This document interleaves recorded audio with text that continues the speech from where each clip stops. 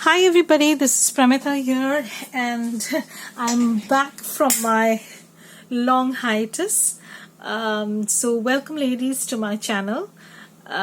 If you have not yet subscribed to my channel, then please think of subscribing. And if you want to support me, there are the links given below. You can choose whichever one you want to. And if you want to support me by subscribing, commenting, and liking this video, then you're most welcome. So I had taken a bit of a break from filming and crafting, you can say, because I was not well. If you've been with me for a while, you know that I suffer from a few chronic illnesses, and sometimes the stress gets to you.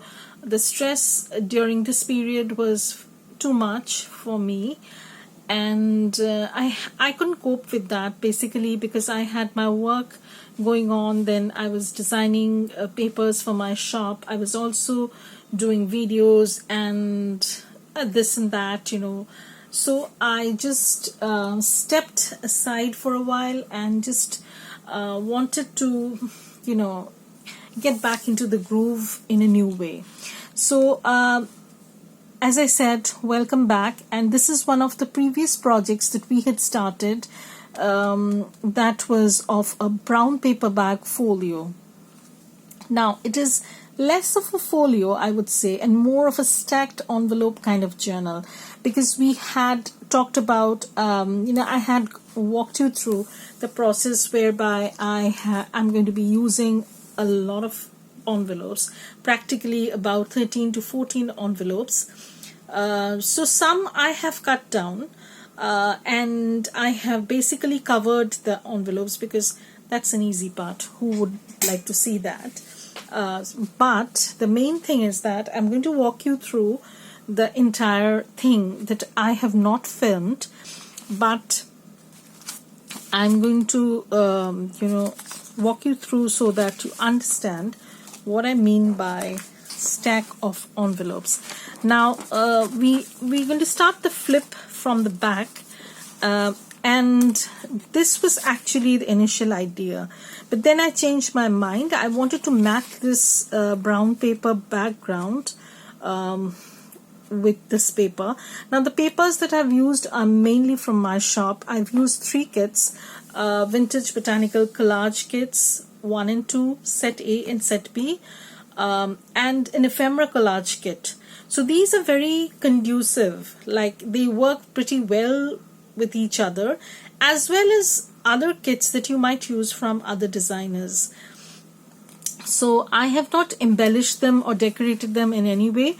I've just put them in stacks so that once I glue them down, I will know where I want what. If suppose I want a floral element over here, I'll put them over here. If I want a label over here, I can put it there. So I will only embellish these envelopes after I have glued them down, so that I know exactly what is in the line of vision. I just don't want to decorate them for the sake of decorating. That's not what I would like to do. Okay, so that's the back stack. Back stack. It's a nice word.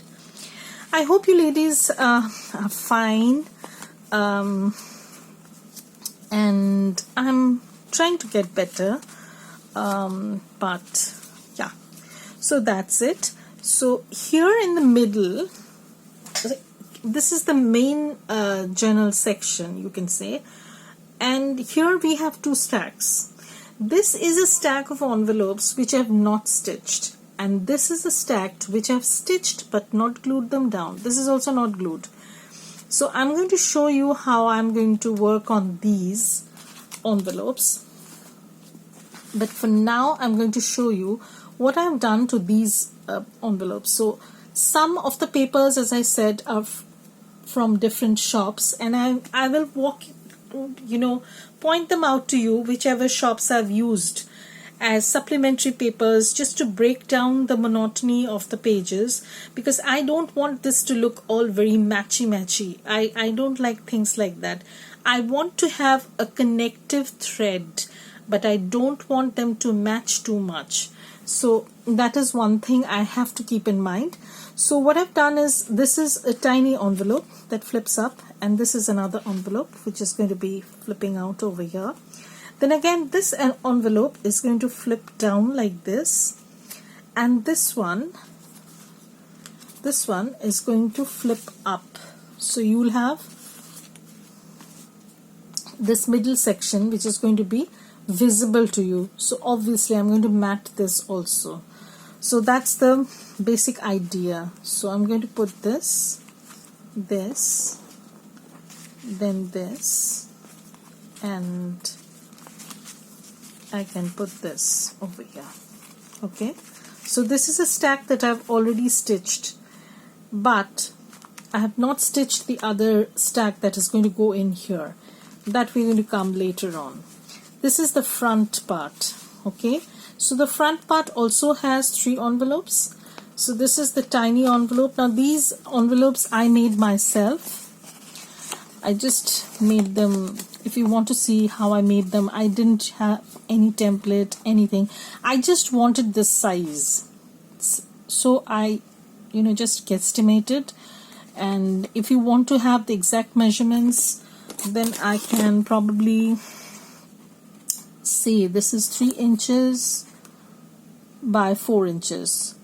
And if you count the flaps, then it's probably going to be 5 inches. So if you want to make an envelope of this size, so what you can do is you can take a piece of paper which is 5 by 7, not 7 exactly, 6 and 3/8, 6 and 3/8, and then you can just fold this and make it into a tiny envelope like this. That's what I did, because I didn't have this size envelope. And then I've glued this paper. This is from Antique Papery.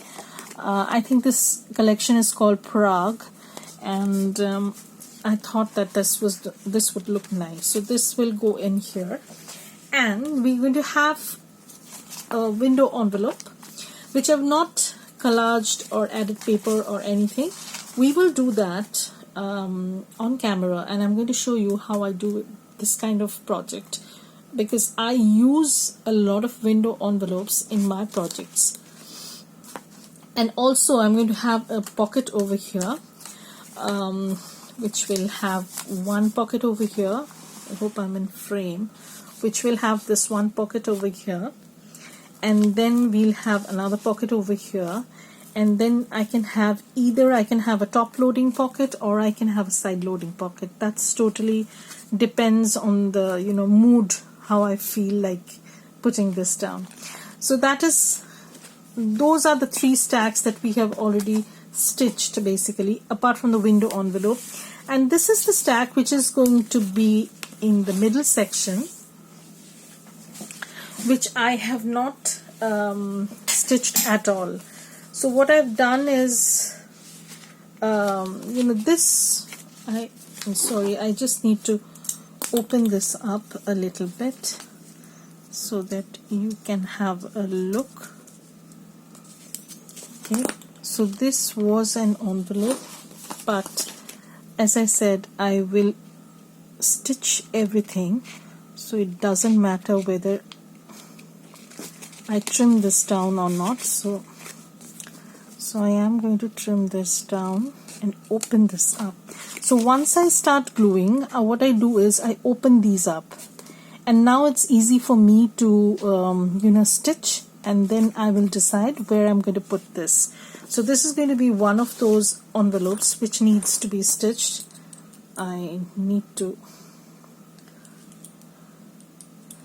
don't know why is this thingy. I have no idea. Oh my god, I've dismantled the whole thing, and this is pretty sharp, so I don't know.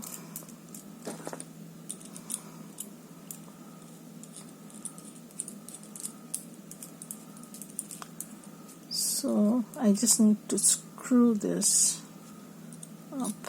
Okay.